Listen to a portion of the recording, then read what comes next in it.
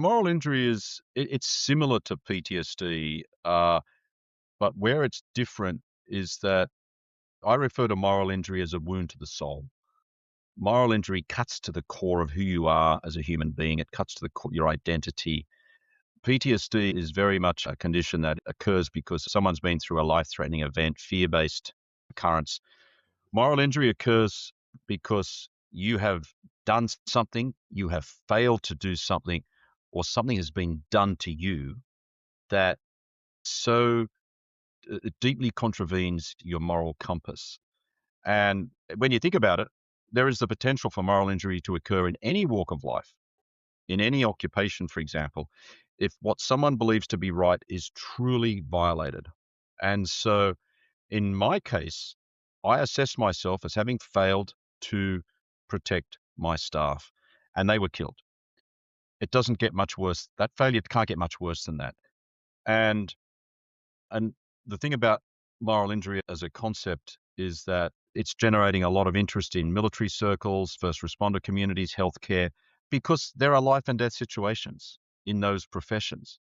And where workers in those professions feel like they have not made the right decisions and consequences have resulted, that's where the potential for moral injury occurs.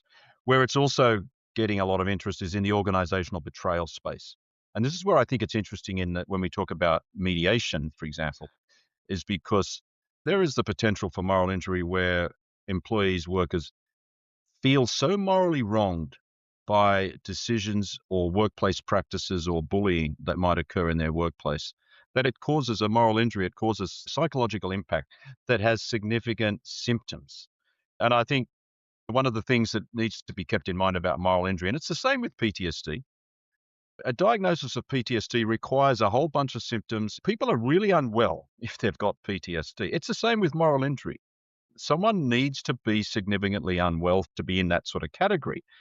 People who are suffering from moral injury, they are going through significant shame, significant guilt, significant withdrawal from society, from loved ones. There was a real landmark moment last year when the moral injury was recognized in the DSM-5, not as a mental illness per se, but as something that clinicians should be taking into account when they are assessing clients who have been through traumatic experiences. So they might have someone who presents who's been through a traumatic experience, and rather than just looking at that experience and from maybe a PTSD perspective, there might be scope there to look at what was the moral dimension of that trauma. So where might there be a moral component to that trauma that might not have been recognized before?